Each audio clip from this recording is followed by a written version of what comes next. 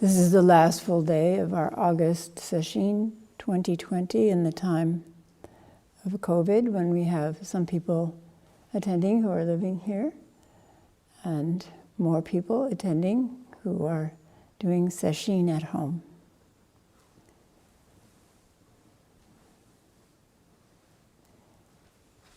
Thank you everyone in this Sesshin here and at home for your earnest practice.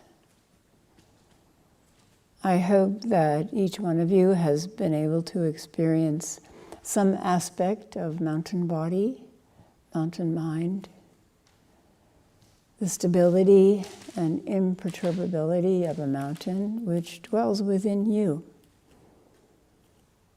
It is not outside you, but we have to turn to outside sources to help remind us and call it forth.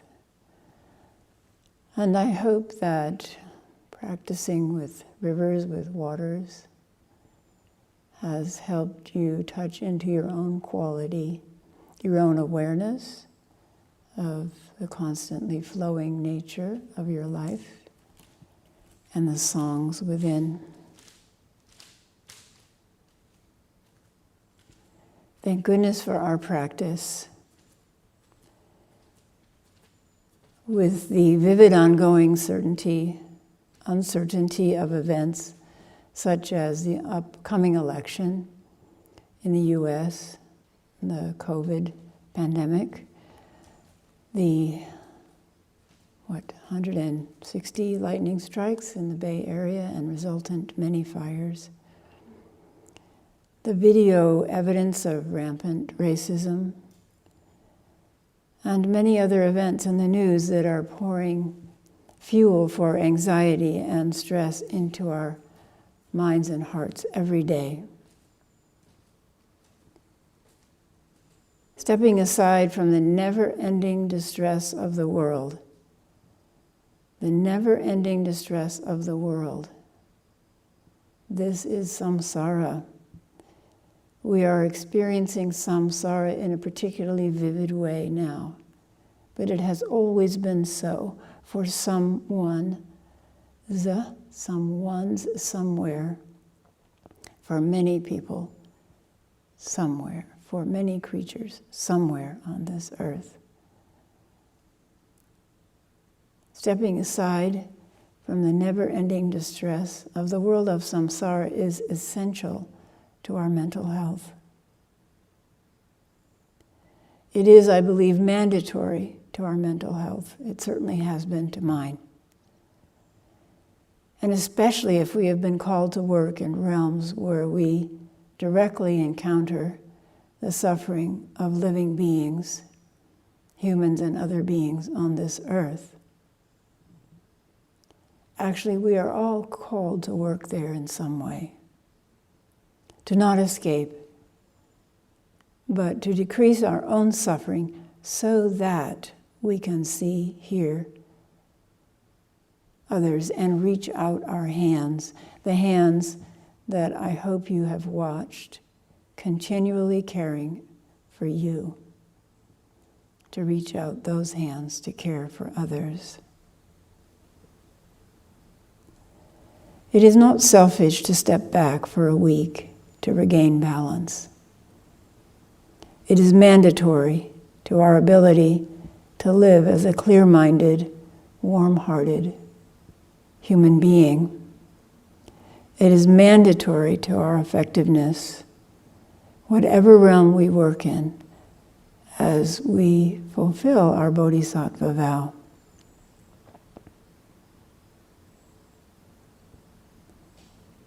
In Japan, a form of therapy began in the 1980s called Shinrin-yoku, forest bathing. It is not the same as hiking or jogging in nature. It is a mindfulness or meditation practice of slowing down, of sitting down, of stopping, and opening all the senses to the ongoing flow of the life of the natural world. The perfumed breath, of the natural world, the delicate microclimates of temperature shifts, the thousands of colors of what we lump together and call green, the many bird and animal sounds and animal and bird encounters that our buildings and our constant barrage of thoughts and emotions block out.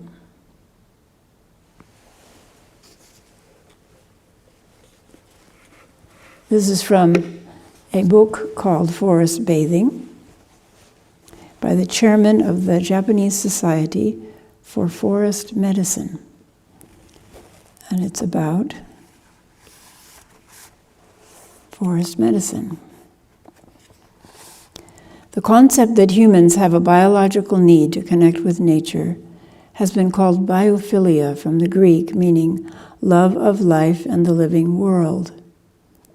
The concept was made popular by the American biologist E.O. Wilson in 1984. He believed that because we evolved in nature, we have a biological need to connect with it. We love nature because we learned to love the things that helped us to survive. We feel comfortable in nature because that is where we have lived for most of our life on Earth. We are genetically determined to love the natural world. It is in our DNA. And this affinity for the natural world is fundamental to our health. Contact with nature is as vital to our well-being as regular exercise and a healthy diet. E.O. Wilson wrote, "Our existence depends upon this propensity. Our spirit is woven from it. Hope rises on its currents." We are hardwired to affiliate with the natural world, and just as our health improves when we are in it, so our health suffers when we are divorced from it. We are part of the natural world. Our rhythms are the rhythms of nature.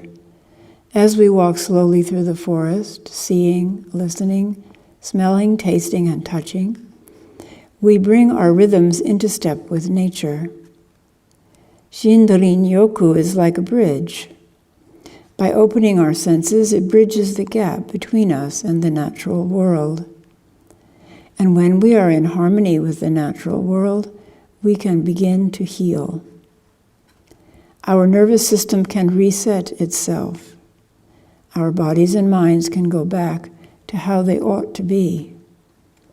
No longer out of kilter with nature, but once again in tune with it, we are refreshed and restored. We may not travel very far on our forest walk. So he talks about parks and so on. But in connecting us with nature, Shinrin Yoku takes us all the way home to our true selves. All the way home to our true selves. There are many studies from many countries, and he quotes a lot of them in the book, showing that there are many health benefits of nature on physical and mental health. Lower blood pressure, lower cortisol levels, lists of how bathing in nature, connecting with nature, benefits us. These benefits are produced even by pictures of nature. It's incredible. Or by recorded sounds of nature. In Japan, they're establishing a historical record, a library of natural sounds. One of the sounds which we don't hear so much here, but you hear in the huge forests, bamboo forests in Japan, when the wind blows, is the bamboo knocking against each other. A kind of lovely, hollow musical sound. One of the earliest studies in this area of the health benefits of nature was done by a young American surgeon who was puzzled why some patients recovered from surgery so much faster than others. And he tried to look at this in detail. He himself had been ill because he had spent long periods of time in his childhood bedridden with bouts of kidney disease. And it was the view of a large pine tree out of his bedroom window that sustained him during these episodes. And he found that post-surgery patients whose rooms looked out on a brick wall reported more pain, required more pain medication, and recovered more slowly than those whose windows looked out on trees. And then there's an accumulation of research that has showed that even a picture of nature had a beneficial effect on perception of pain and healing rates. And as a result, many hospitals, including my own, have installed healing gardens.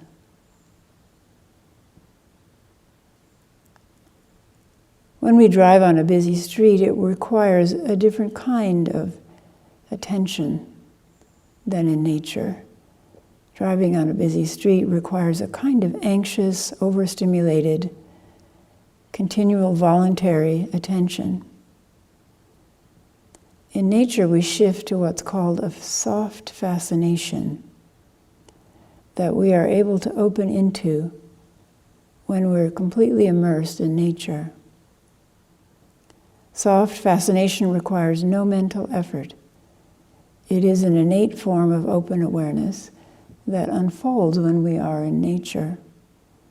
When our minds are quiet, and when the minds are not anxious about or interfering with our bodies humming, creative, continually healing, continually restoring life force, then our physical health benefits too.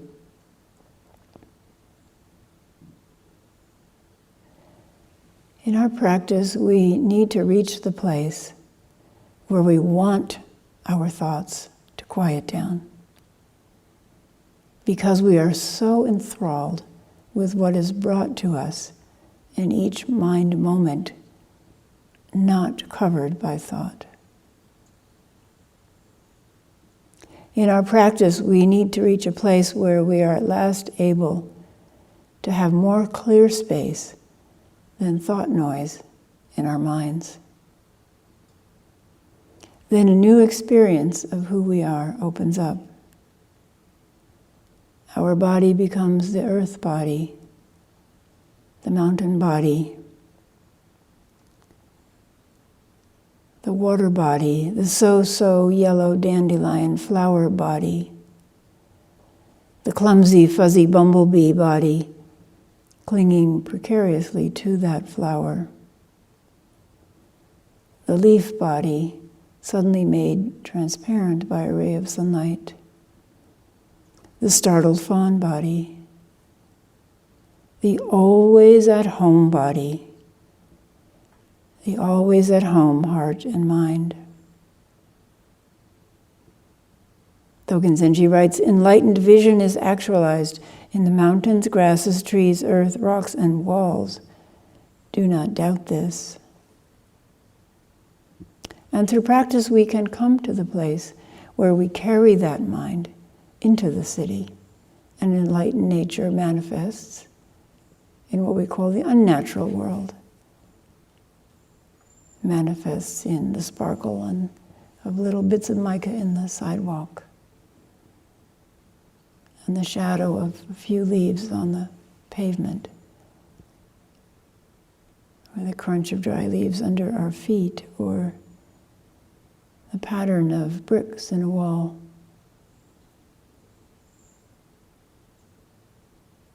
Or even the flow of traffic. The jewel-like color of changing streetlights. Dogen Zenji writes, mountains contain complete virtue with nothing lacking. You may have noticed how your ordinary mind focuses on what is wrong. Have you noticed that? How your mind focuses on what is wrong. I notice it in my own mind when I walk around the monastery. Oh, that needs sweeping. That needs to be put back where it belongs. That window's dirty, and so on. And on and on, if we don't catch it. And as a doctor, I am trained to focus on what is wrong with a patient. Some parents only comment on what a child does wrong. And you may have noticed that our news media focuses primarily on what is wrong. And you might have noticed that our inner critical voices are obsessed with what is wrong with us, constantly noticing and worrying about what is wrong within us and outside of us is very depleting. Having it as the basis of our daily awareness leads the heart-mind away from love, away from its innate qualities of love, and into irritation and anger. Mountains contain complete virtue. Isn't that true in our experience? We don't look at a mountain and instantly notice what's wrong with it. That mountain shouldn't be so tall. It's absurd, right? That mountain is so ugly. That mountain is failing. Look, Chozen, look at that mountain. It's failing. That lake is nice, but it's really imperfectly shaped. Asymmetrical, terrible. And I think that river would be more beautiful if it flowed in a different direction. Maybe uphill. That's crazy. That's craziness. We would recognize that as craziness. And yet we don't recognize it as crazy. Except when we apply what our mind is continually saying to the natural world. We do it with ourselves, we do it with others all the time. So what Dogen Zenji is saying here is, you contain complete virtue. And nothing is lacking. You contain complete virtue, and nothing is lacking. This is so hard to believe. And it is the experience of enlightenment. Everyone has had glimpses, has had moments when the burden of self drops, and we merge with what is, and all is good. All is good beyond good.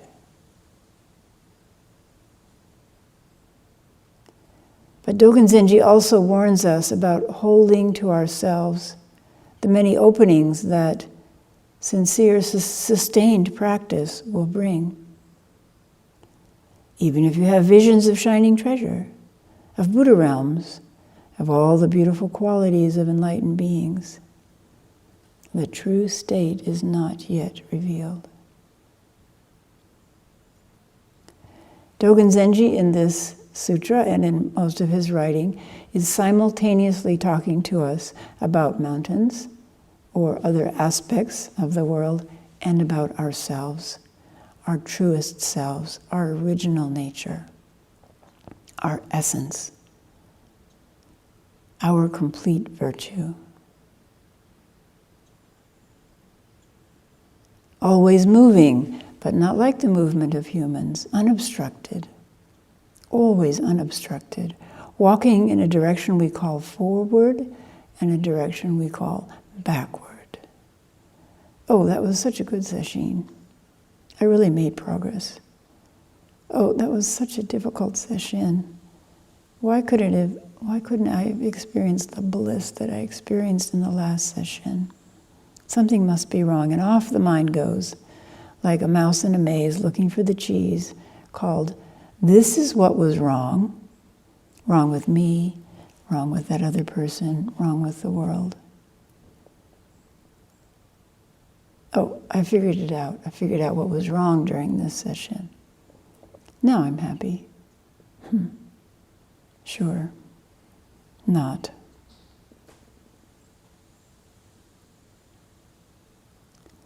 Dogen Zenji, and also long-term koan work, keeps returning back to pointing out to us the nature of our true selves, which contain everything, all the apparent opposites, and is not bound by them, just as mountains and rivers are not bound by any of these opposites. That's why saying it is so absurd. That mountain is too tall. Mountains are neither strong nor weak, neither wet nor dry, neither moving nor still, neither male nor female, neither enlightened nor deluded. Our original nature is neither, neither, neither, neither. It manifests. Our true nature is continually giving birth to all of it, nothing left out.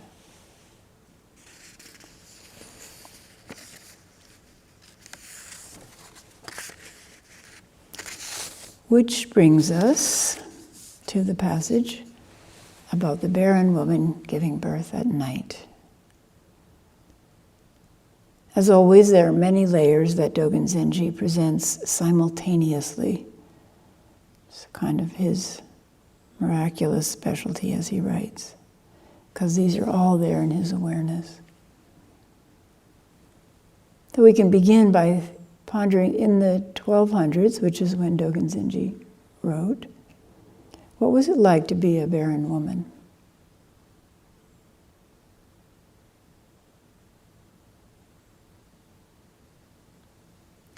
In many cultures, in ancient times and even today, it makes you useless. You could be thrown out by your husband or burned to death by your in-laws, and a new wife taken, and to be a woman without the support of a man meant disaster and death. Your job was to produce male heirs and a bunch of children, because you would lose at least half by age 5 to disease and accidents, and if war or slavers came along, you might lose them all. Our practice asks us to put ourselves into the lives of everything and everyone. Imagine if you had been barren, a failure for years, and finally you gave birth to a child. A cause to rejoice? Yes. Separate from this child? Yes, sadly so, and no, never separate. A parent? Yes. A child? Yes. Crawling around on the floor playing with Legos, or letting your children ride horsey on your back. When we have children, this opportunity opens if we take it up.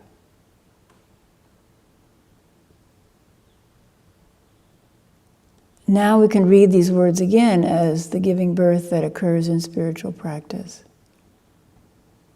Born out of the dark night of the soul, when everything that once gave pleasure turns to dry sand. When we cannot see 1/10 of an inch ahead on the path, and we begin to doubt that there even is a path. When we cannot bear the labor of sitting down again on the cushion, or of uttering a futile word of prayer. Born out of the descent into the deepest layers of meditation, in that deep, deep darkness when the self dissolves and nothing, nothing, nothing moves, except somewhere far away in that infinite cavern of darkness, once in an eternity, a breath, a wind, moves by itself, back and forth.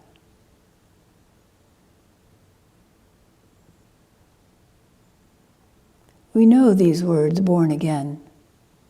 High value is placed in some religious traditions on being born again.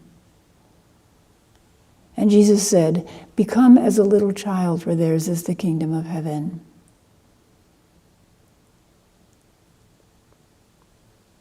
When we are in nature, we become a child of nature again, open-eyed, open-eared, full of wonder and the sense of being at home. When, in the long labor of deep practice, the mysterious pivot turns and we are turned inside out, and our original nature appears, it seems, as if it was born from us and becomes too soon separate from us. Past and future drop away, and we experience the world with the eyes of a newborn child, as fresh each moment. Everything is precious. The labor was worthwhile because we are free. The mind fumbles for certainty in this new life and declares, "Oh, I had this great experience. Now I am awakened." And the true separation begins. We claim it as a possession, as an accomplishment, and doing so, it eludes us again. And we think, "Oh, it only resides in the monastery. If only I could be at the monastery." Or it resides only in Sesshin. If only I could do a 3-month Sesshin. Or only in ayahuasca, or only in psilocybin, or only in our lover's embrace.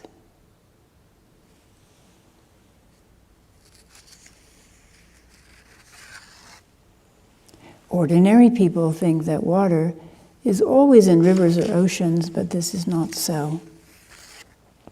Rivers and oceans exist in water. Even where there is not a river or an ocean, there is water. Again, many layers.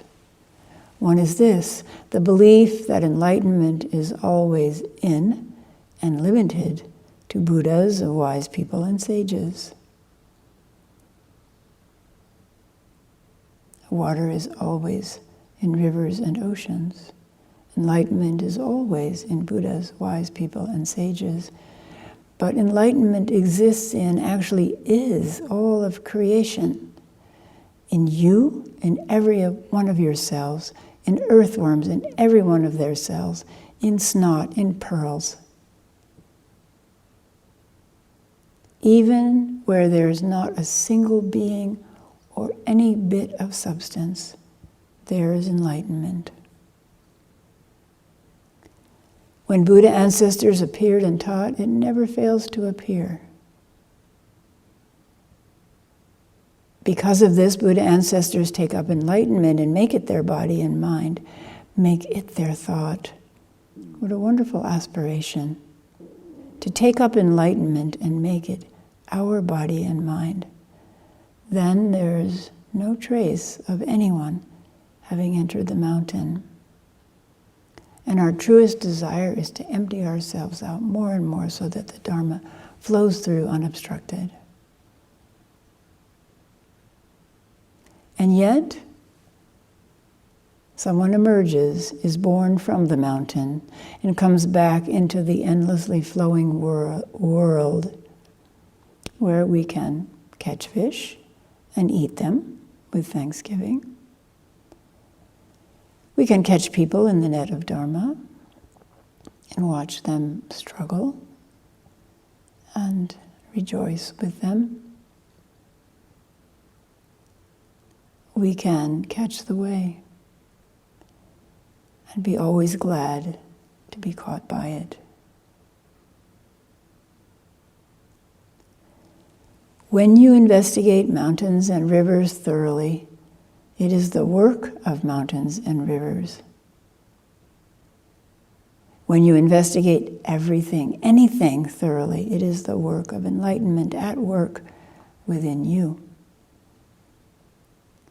through this work, enlightenment does appear in this realm as wise persons and sages. Although enlightenment belongs to no one, enlightened nature belongs to people who love it.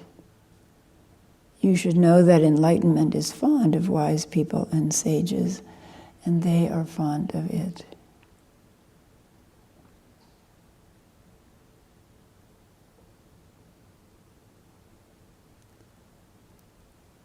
Enlightened nature calls to you from within your own body and mind, from within your particular bit, born out of it on a particular day and in a particular place. Take that bit, love it, study it, and open it up with the help of mountains, rivers, oceans, the great earth, and the great sky.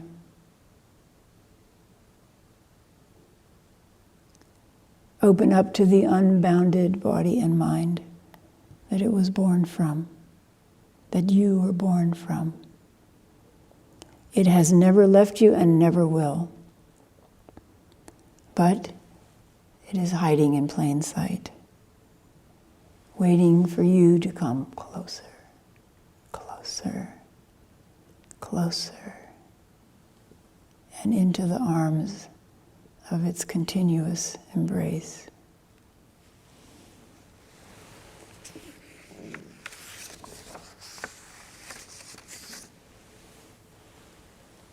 Thank you.